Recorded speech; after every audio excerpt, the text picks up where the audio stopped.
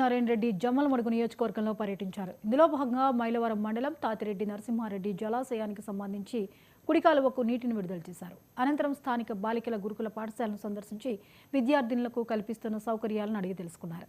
ఆ తర్వాత ఆయన మాట్లాడుతూ జూలై నెలలోనే శ్రీశైలం జలాశయం నిండుకుండలా మారటం, సీఎం చంద్రబాబు నాయుడు నీటిని విడుదల చేయడం ఆనందంగా ఉందన్నారు. కూటమి ప్రభుత్వం ప్రజలకు, రైతులకు మేలు చేసే విధంగా పరిపాలన చేస్తుందని అన్నారు.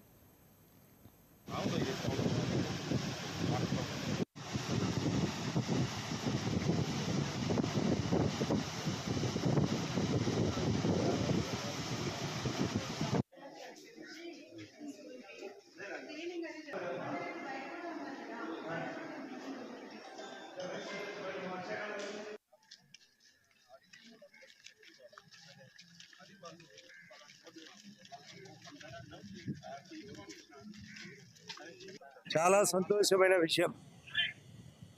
జూలై నెలలోనే శ్రీశైలం 25 సంవత్సరాల కిందట ఎప్పుడో నిండింది.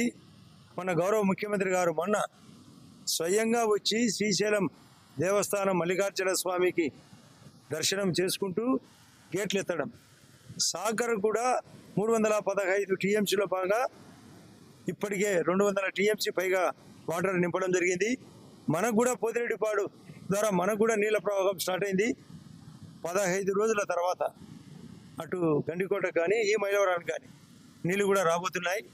ఇంత లోపల ఆ నీళ్ళు వస్తాయని దృష్టిలో పెట్టుకొని ఈరోజు అటు మైలవరం సౌత్ నార్త్ కెనాల్ 100 క్యూసెక్కుల చొప్పున రిలీజ్ చేయడం జరిగింది. ఇప్పుడే ఈ గారు చెప్పినట్టు రైతుల్లో కూడా మార్పు రావాలి. సాధారణ పంటల తోడు హార్టికల్చర్ గతంలో ఆ ప్రభుత్వం డ్రిప్ ఇరిగేషన్ గాలికి వదిలేసింది. మళ్ళీ రీస్టార్ట్ చేసినాం. డ్రోన్ కెమెరాస్ పెట్టాం, స్ప్రింక్లర్స్ పెట్టాం.